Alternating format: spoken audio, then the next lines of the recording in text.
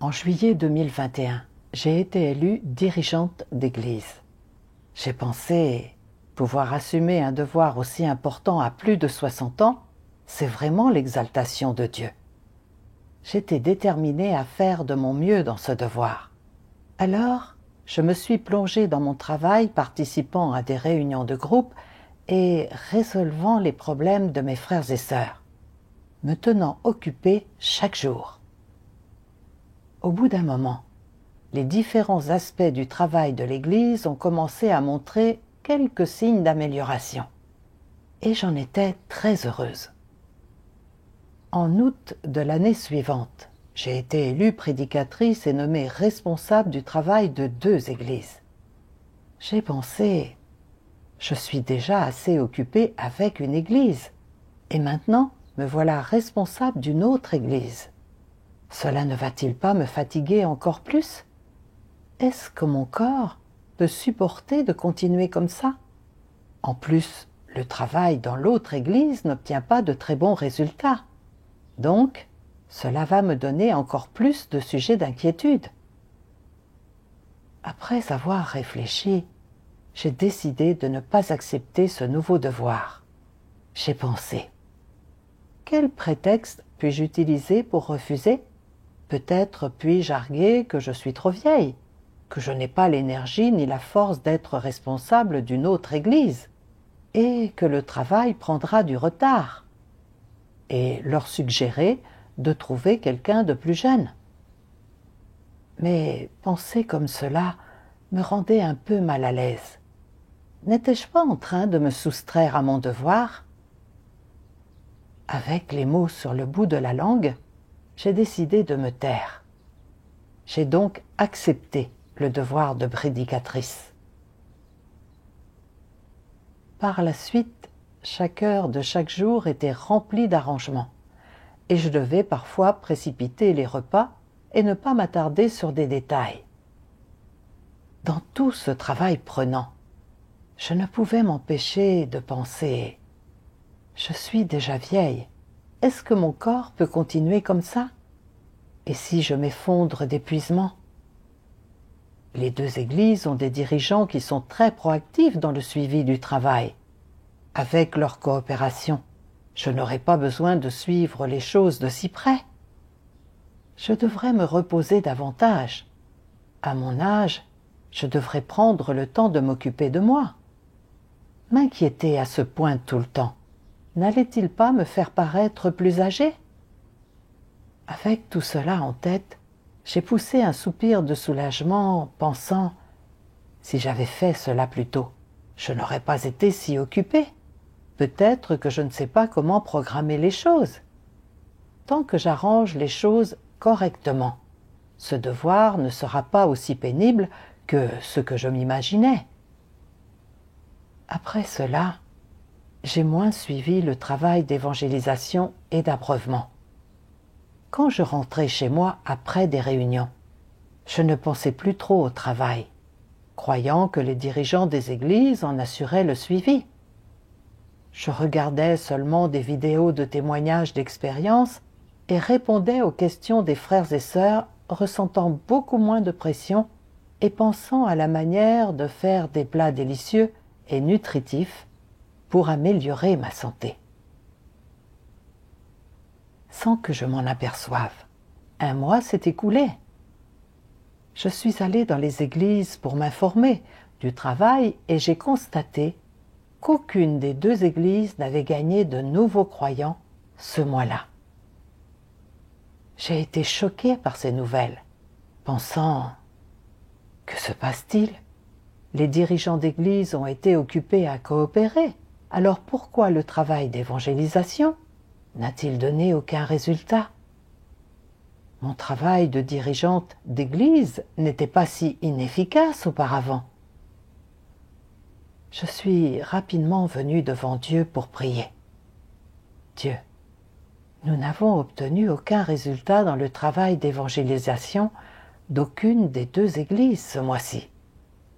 Je ne sais pas où est le problème.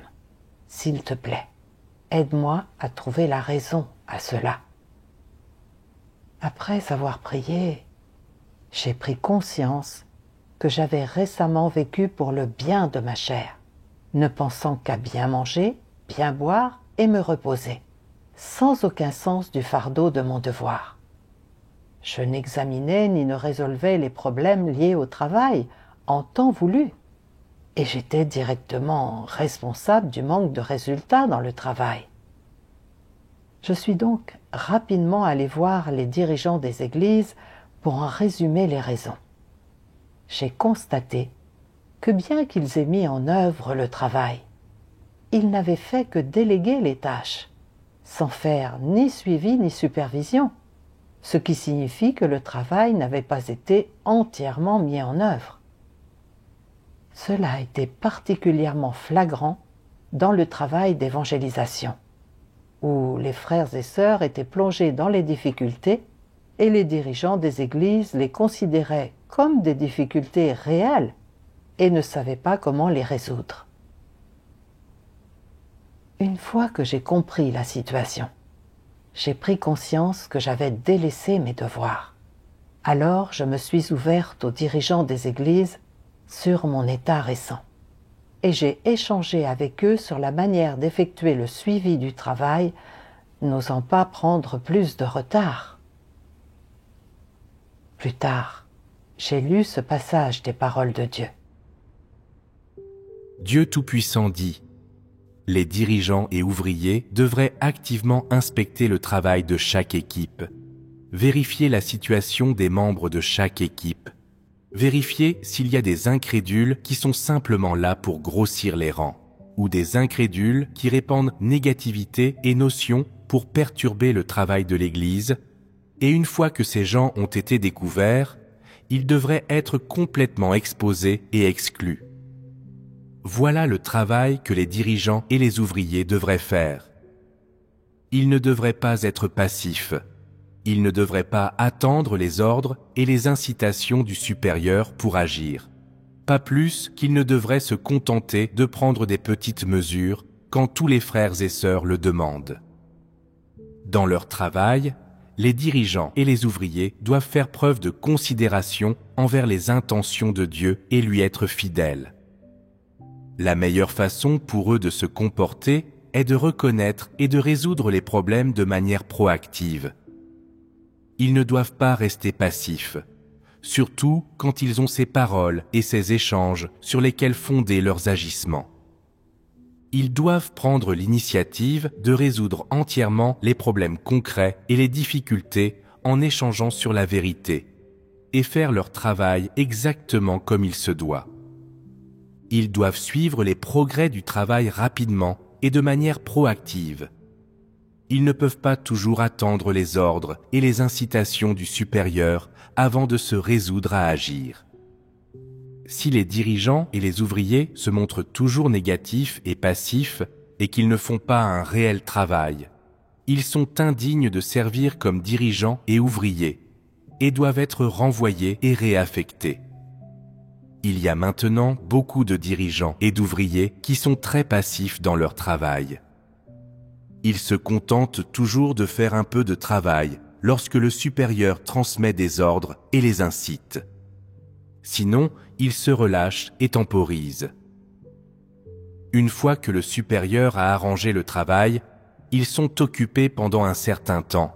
Mais une fois ce travail terminé, ils ne savent plus quoi faire, car ils ne comprennent pas quels sont les devoirs qu'ils doivent faire. Ils ne savent jamais clairement quel travail relevant de la responsabilité des dirigeants et des ouvriers ils devraient accomplir. À leurs yeux, il n'y a pas de travail à faire. Que se passe-t-il lorsque les gens pensent qu'il n'y a pas le moindre travail à faire? Pour dire les choses avec précision, ils ne portent pas de fardeau. Ils sont aussi très paresseux et convoitent le confort, font autant de pauses que possible, chaque fois qu'ils le peuvent, et essaient d'éviter toute tâche supplémentaire. Souvent, ces gens paresseux se disent « Pourquoi devrais-je m'inquiéter autant ? Trop m'inquiéter ne fera que me faire vieillir plus vite. Qu'est-ce que cela va m'apporter de faire cela et de courir autant et de m'épuiser autant ?» Que se passera-t-il si je m'épuise et tombe malade? Je n'ai pas d'argent pour me faire soigner. Et qui s'occupera de moi quand je serai vieux? Ces paresseux sont tout simplement passifs et arriérés. Ils n'ont pas une once de vérité et ne peuvent rien voir clairement. C'est manifestement une bande d'individus confus, n'est-ce pas? Ils sont tous confus dans leur tête. Ils sont ignorants de la vérité et ne s'y intéressent pas. Alors comment peuvent-ils être sauvés? Pourquoi les gens sont-ils toujours indisciplinés et paresseux, semblables à des morts vivants? C'est lié à un problème dans leur nature. Il y a une sorte de paresse dans la nature humaine. Quelle que soit la tâche qu'ils exécutent, les gens ont toujours besoin de quelqu'un pour les superviser et les inciter à agir. Parfois, les gens sont préoccupés par la chair, ils convoitent le confort physique et ont toujours une idée derrière la tête dans leur intérêt. Ces gens sont pleins d'intentions diaboliques et de stratagèmes astucieux. Ce ne sont vraiment pas de bonnes personnes. Ils font toujours moins que de leur mieux, quel que soit le devoir important qu'ils font. C'est irresponsable et déloyal. J'ai compris que Dieu exige des dirigeants et des ouvriers qu'ils suivent activement le travail, résolvent proactivement les problèmes et s'assurent de la mise en œuvre de plusieurs aspects du travail. C'est la responsabilité des dirigeants et des ouvriers. J'ai repensé au moment où j'avais pour la première fois été élue dirigeante d'église. J'avais le sens du fardeau et de la responsabilité envers mon devoir, et je ressentais aussi la direction de Dieu en faisant mon devoir. J'étais capable d'identifier et de résoudre des problèmes dans le travail. Je me sentais accomplie et je vivais avec un sentiment d'assurance. Une fois devenue responsable du travail de 2 églises, j'étais occupée tous les jours et je craignais que, compte tenu de mon âge, ce niveau d'effort ne soit trop pour mon corps. Alors j'étais réticente à faire ce devoir. Voyant les dirigeants des églises mettre en œuvre le travail, j'avais tiré avantage de la situation et j'avais pensé que si les dirigeants travaillaient sur les choses, je pourrais moins les suivre et les dirigeants supérieurs ne le sauraient pas. Je me contentais de manger, boire et prendre soin de mon corps. Et par conséquent, après un mois, il n'y avait aucun résultat dans le travail d'évangélisation de l'une ou l'autre église. N'avais-je pas retardé le travail? Au départ, mon calibre était moyen. Je n'avais pas de talent particulier et j'étais vraiment indigne d'un devoir aussi important. Dieu m'avait exalté en me donnant l'opportunité de me former, mais je n'avais pas su l'apprécier. Je n'avais pas accompli mon devoir correctement. J'étais toujours à considérer ma chair et à y céder. Et j'avais été irresponsable dans mon devoir. J'étais simplement paresseuse et n'avais aucune loyauté. J'ai pensé à Noé, qui était aussi très âgé quand il a accepté le mandat de Dieu. Pourtant, il ne pensait pas à son corps ni aux difficultés. Il travaillait consciencieusement chaque jour, prêchant l'Évangile tout en construisant l'arche. Et même si cela était fatigant et difficile, il demeurait ferme. Il gardait dans son cœur le mandat que Dieu lui avait confié. Et après que Dieu l'a chargé de construire l'arche, il avait un cœur et le sens des responsabilités et faisait les choses comme Dieu le lui demandait. En fin de compte, il a accompli le mandat de Dieu et a reçu son approbation. J'ai aussi pensé à des frères et sœurs âgés de l'Église, dont certains ont plus de 80 ans et continuent de prêcher l'Évangile. Je n'avais qu'une 60aine d'années et j'étais en bonne santé. La portée de la charge des 2 églises n'était pas grande et cela n'allait pas me rendre malade ou me faire tomber de fatigue. Mais je ne voulais pas porter ces fardeaux, même si j'en étais capable. Comparé à ces gens, J'avais vraiment honte.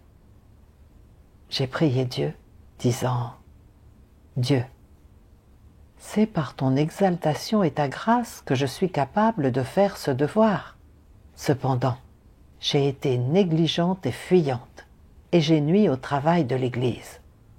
J'ai vraiment manqué d'humanité.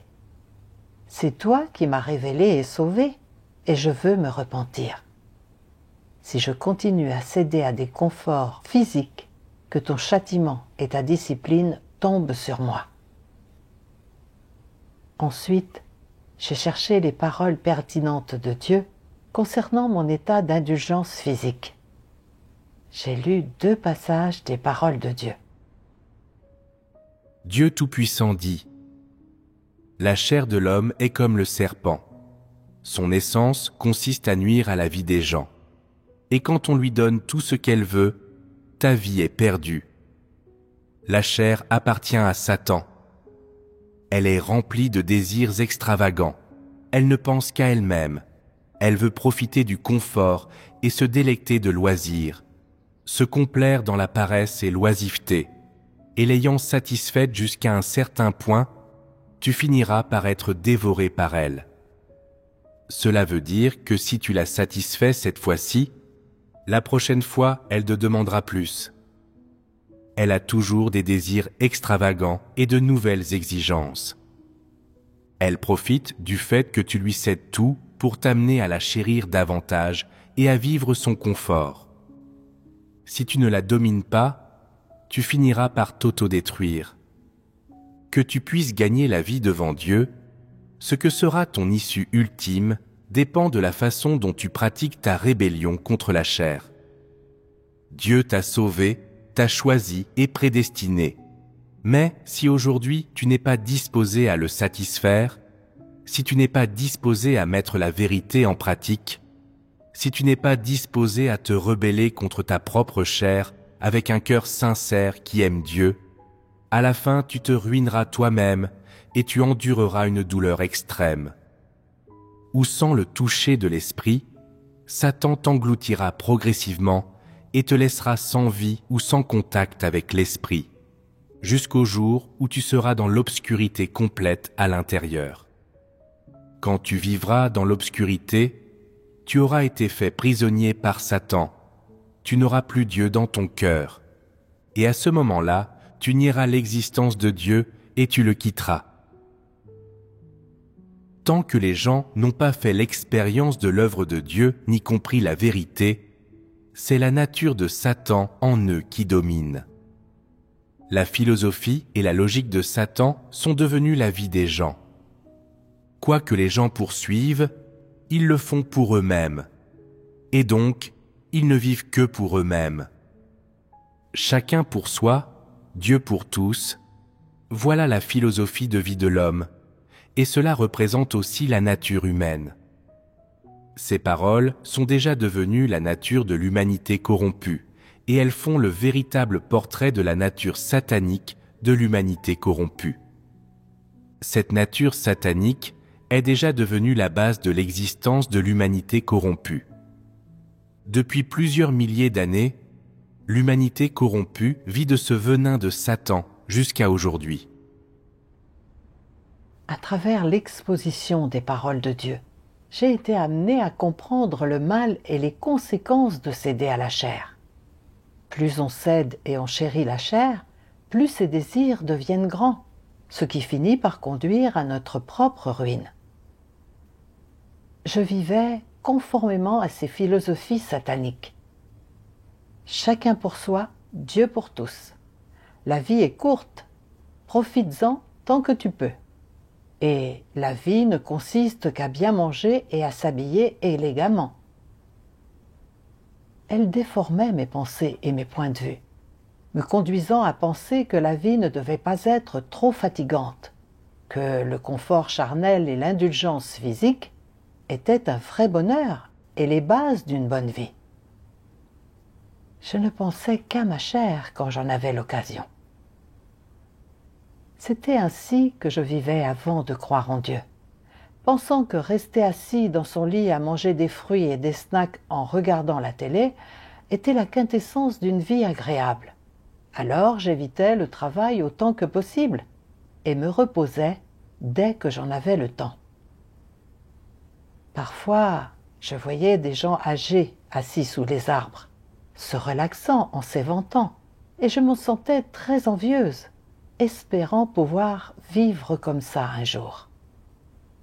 Après avoir trouvé la foi en Dieu, je me sentais inconfortable dès que j'étais occupée à mon devoir, craignant toujours l'adversité et l'épuisement, et ne voulant pas prendre en charge trop de problèmes.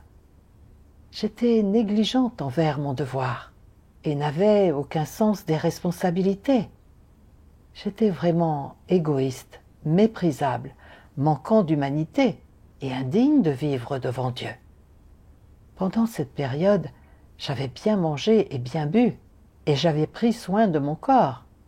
Mais j'avais retardé le travail de l'Église. C'était faire le mal. J'ai compris que vivre selon un tempérament satanique égoïste et méprisable, et concentrer son attention sur l'indulgence physique, conduisent les gens à devenir de plus en plus paresseux, les empêchant de faire du travail concret, et ils deviennent finalement de faux dirigeants ou ouvriers qui sont révélés et éliminés. Quand j'ai pris conscience de ces choses, j'ai prié Dieu et me suis repentie. Dieu, je n'ai pas accompli mon devoir correctement. Je te suis redevable et je suis désolée pour les frères et sœurs. Je comprends maintenant le mal et les conséquences qu'il y a à céder à la chair, et je ne veux plus y céder et retarder encore le travail de l'Église. Ensuite, j'ai lu un autre passage des paroles de Dieu. Dieu Tout-Puissant dit : quelle est la valeur de la vie d'une personne ? Est-ce simplement pour s'adonner à des plaisirs charnels tels que manger, boire et se divertir ? Non. Alors qu'est-ce que c'est ? S'il vous plaît, partagez vos pensées. Remplir le devoir d'un être créé, voilà au moins ce qu'une personne devrait accomplir dans sa vie. C'est exact.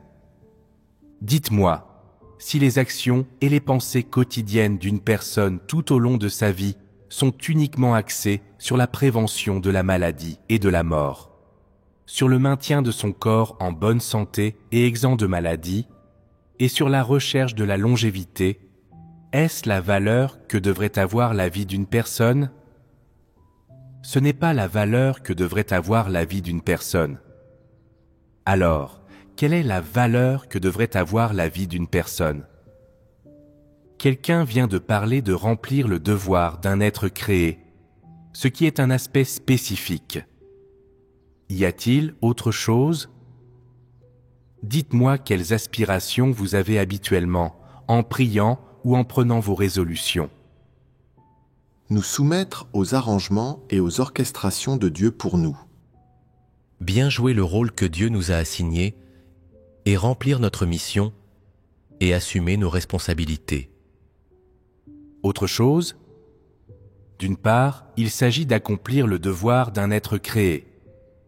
D'autre part, il s'agit de faire du mieux que tu peux tout ce qui est en ton pouvoir et dans tes capacités, au moins pour atteindre un point où ta conscience ne t'accusera pas, où tu pourras être en paix avec ta propre conscience et être jugé acceptable aux yeux des autres. Pour aller un peu plus loin, tout au long de ta vie, quelle que soit la famille dans laquelle tu es né, ta formation et ton calibre, tu dois avoir une certaine compréhension des principes que les gens devraient comprendre dans la vie. Par exemple, quel genre de chemin les gens devraient emprunter, comment ils devraient vivre et comment vivre une vie pleine de sens. Tu devrais au moins explorer un peu la vraie valeur de la vie. Cette vie ne peut pas être vécue en vain et l'on ne peut pas venir sur cette terre en vain. D'un autre côté, de ton vivant, tu dois remplir ta mission. C'est le plus important. Nous ne parlons pas d'accomplir une mission, un devoir ou une responsabilité formidable, mais tu dois au moins accomplir quelque chose. Lorsqu'une personne vient au monde, ce n'est pas seulement pour le plaisir de la chair, ni uniquement pour manger, boire et s'amuser. Il ne faut pas vivre uniquement pour ces choses-là. Là n'est pas la valeur de la vie humaine, ni le bon chemin. La valeur de la vie humaine et le bon chemin à suivre impliquent d'accomplir quelque chose de précieux et d'accomplir un ou plusieurs travaux de valeur. Cela ne s'appelle pas une carrière. Cela s'appelle le bon chemin. Cela s'appelle aussi la tâche appropriée. Dis-moi, cela vaut-il la peine pour une personne de payer un prix pour accomplir un travail de valeur, vivre une vie de valeur et chargée de sens, et poursuivre et atteindre la vérité? Si tu désires vraiment poursuivre et comprendre la vérité, t'engager sur le bon chemin dans la vie, bien accomplir ton devoir et vivre une vie de valeur et pleine de sens, alors tu ne dois pas hésiter à donner toute ton énergie, à payer le prix et à donner tout ton temps et toute l'étendue de tes journées. Si tu souffres un peu de maladie pendant cette période, cela n'aura pas d'importance, cela ne t'écrasera pas. N'est-ce pas bien mieux qu'une vie de facilité et d'oisiveté, que nourrir le corps physique au point qu'il soit bien nourri et en bonne santé, et finalement mieux qu'atteindre la longévité? Laquelle de ces deux options est la plus propice à une vie de valeur? Laquelle peut donner du réconfort et n'apporter aucun regret aux gens lorsqu'ils affrontent la mort à la toute fin? Vivre une vie pleine de sens signifie ressentir des résultats et du réconfort dans ton cœur. Qu'en est-il de ceux qui sont bien nourris et conservent un teint rose jusqu'à la mort? Ils ne poursuivent pas une vie pleine de sens. Alors que ressentent-ils lorsqu'ils meurent? Comme s'ils avaient vécu en vain. Ces trois mots sont incisifs. Vivre en vain. À travers les paroles de Dieu, j'ai compris que ce n'est qu'en menant à bien le devoir d'un être créé qu'on peut vivre une vie de valeur pleine de sens. C'est aussi le choix le plus correct. J'avais bien pris soin de moi, mais je n'avais pas bien fait mon devoir. N'étais-je pas en train de gâcher ma vie ainsi? Quand le jour viendra pour moi d'affronter ma mort, il ne me restera que des regrets et des remords. Comme les gens laïcs, qui bien qu'ils profitent de plus de plaisirs physiques et qu'ils vivent confortablement, ne comprennent pas la valeur ou le sens de la vie, et vivent sans direction ni but. J'avais trouvé le bon chemin dans ma vie, et je savais comment vivre, et je ne voulais plus vivre ainsi pour le confort de ma chair. Je voulais faire mon devoir correctement, vivre une vie de valeur pleine de sens et ne plus vivre en vain. En fait, en me formant au devoir d'une dirigeante et d'une prédicatrice, et en échangeant avec mes frères et sœurs plus souvent pour mettre en œuvre le travail, j'avais acquis une meilleure compréhension des vérités que j'avais précédemment été incapable de saisir.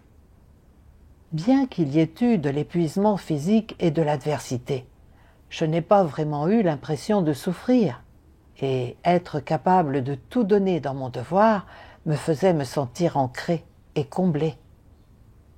À travers la collaboration réelle avec Dieu et la confiance en lui, beaucoup de difficultés avaient été résolues sans même que je m'en aperçoive. Et avec l'exécution de mon devoir qui apportait des résultats, de la joie m'est venue au cœur. Ce n'est qu'en me rebellant contre ma chair et en faisant un travail réel que j'ai pu emplir mon cœur de joie et avoir une vraie sensation d'ancrage et de paix. Comprenant toutes ces choses, mon cœur s'est senti plus lumineux et plus ancré. J'ai lu un autre passage des paroles de Dieu. Dieu Tout-Puissant dit: quel que soit le travail important qu'accomplit un dirigeant ou un ouvrier et la nature de ce travail, leur priorité numéro 1 est de comprendre et de saisir la façon dont le travail se déroule. Ils doivent être là en personne pour assurer le suivi des choses et poser des questions, et obtenir leurs informations de première main. Ils ne doivent pas simplement se fier au oui-dire ou écouter les rapports d'autrui. Au lieu de cela, ils doivent observer de leurs propres yeux la situation du personnel et la façon dont le travail progresse et comprendre les difficultés rencontrées, savoir s'il y a, dans certains domaines, des contradictions avec les exigences du supérieur, s'il y a des violations des principes, s'il existe des perturbations ou des interruptions, s'il manque un équipement nécessaire ou du matériel pédagogique lié à la mise en œuvre du travail, ils doivent se tenir au courant de tout cela. Quel que soit le nombre de rapports qu'ils écoutent ou ce qu'ils apprennent par oui-dire, rien de cela ne vaut une visite en personne. C'est plus précis et plus fiable pour eux de voir les choses de leurs propres yeux. Une fois qu'ils se seront familiarisés avec chaque aspect de la situation, ils auront une bonne idée de ce qui se passe. Ils doivent surtout saisir de façon claire et précise qui est de bon calibre et digne d'être cultivé, car c'est seulement ainsi qu'ils peuvent cultiver et utiliser les gens avec précision, ce qui est crucial pour que les dirigeants et les ouvriers puissent bien faire leur travail. Les dirigeants et les ouvriers doivent suivre un chemin et des principes pour former des personnes de bon calibre. De plus, ils doivent saisir et comprendre les différents types de problèmes et de difficultés qui surviennent dans le travail d'église, et savoir les résoudre. Et ils doivent aussi avoir leurs propres idées et suggestions sur la façon dont le travail doit progresser et sur ses perspectives d'avenir. S'ils sont capables de parler avec clarté de telles choses les yeux fermés, sans aucun doute ni aucune appréhension, alors le travail sera beaucoup plus facile à réaliser. Et en travaillant de cette manière, un dirigeant assumera ses responsabilités, n'est-ce pas? Il doit être très conscient de la façon de résoudre les problèmes dans le travail mentionné ci-dessus, et il doit souvent y réfléchir. Quand il rencontre des difficultés, il doit échanger et discuter de ces choses avec tout le monde, en cherchant la vérité afin de résoudre ces problèmes. En faisant un travail réel, les deux pieds fermement plantés dans le sol de cette façon, il n'y aura pas de difficultés qui ne pourront être résolues. Des paroles de Dieu, j'ai compris qu'un dirigeant vraiment bon accomplit consciencieusement et en toute responsabilité le travail de la maison de Dieu. Ne cède pas à la chair, donne la priorité aux intérêts de la maison de Dieu en toutes choses et fait son devoir conformément aux arrangements de travail. À chaque fois que des difficultés apparaissent dans une tâche, il cherche la vérité avec ses frères et sœurs pour les résoudre. En tant que dirigeant et ouvrier, pour faire un bon travail, il doit entièrement aller sur le terrain, analyser et suivre le travail en détail, déceler et résoudre les problèmes rapidement, plutôt que simplement donner des ordres ou écouter des rapports. Ce type d'approche ne permet pas d'obtenir de bons résultats. J'ai pensé à la façon dont j'avais exécuté mon devoir, cédant à la chair et agissant machinalement, sans prêter attention aux détails et sans résoudre des problèmes même si je les avais identifiés.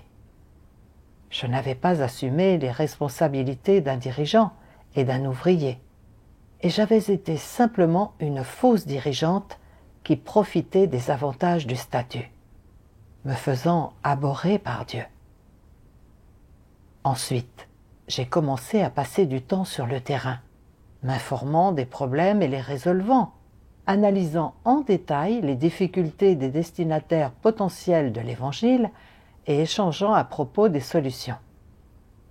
Après une période de collaboration, les résultats de divers aspects du travail de l'Église se sont un peu améliorés. Plus tard, j'ai pris la responsabilité de plusieurs autres églises, en me concentrant d'abord sur le travail d'évangélisation. et j'étais occupée de tôt le matin à tard le soir presque tous les jours. Parfois, je pensais, je suis assez âgée maintenant et j'ai un peu d'hypertension. Est-ce que mon corps peut vraiment continuer comme cela? Quand j'ai vu que les diacres d'évangélisation et les chefs d'équipe collaboraient, je n'ai plus eu envie de tout suivre en détail, de manière à préserver mon corps de l'épuisement. À ce moment-là, je me suis souvenu de ces paroles de Dieu. Dieu Tout-Puissant dit, « Avec ton devoir et ce que tu as à faire, et à une échelle supérieure, avec le mandat donné par Dieu et ton obligation, ainsi que les tâches importantes qui sont en dehors de ton devoir, mais qui nécessitent que tu les fasses, tâches qui sont arrangées pour toi et qu'on te demande nommément de faire, tu dois payer le prix, quelle que soit la difficulté. Même si tu dois t'appliquer au maximum, même si les persécutions devaient menacer, et même si cela devait mettre ta vie en danger, tu ne dois pas rechigner à payer un prix, mais offrir ta loyauté en sacrifice et te soumettre jusqu'à la mort. C'est ainsi que la poursuite de la vérité se manifeste en réalité. C'est sa réelle dépense et sa réelle pratique. J'ai prié Dieu dans mon cœur. Dieu, je suis tentée de céder une nouvelle fois à la chair, et je sais que si j'accomplis mon devoir de cette façon, je vais retarder le travail. Je ne veux plus m'occuper de ma chair, et je suis prête à m'efforcer d'atteindre tes exigences et tes normes et à y consacrer tous mes efforts. S'il te plaît, guide-moi. Alors, je me suis jointe à eux, et avec mes frères et sœurs, j'ai échangé et discuté en détail des problèmes que présentait le travail d'évangélisation. Tout le monde collaborant d'un même cœur et d'un même esprit, les résultats du travail d'évangélisation se sont sensiblement améliorés, comparés au mois précédent. Quand j'ai cessé de considérer mes intérêts charnels et que je me suis consacré de tout mon cœur à mon devoir, je ne me suis pas sentie aussi fatiguée et j'ai ressenti un sentiment d'épanouissement et de joie dans mon cœur. Merci à Dieu pour sa direction.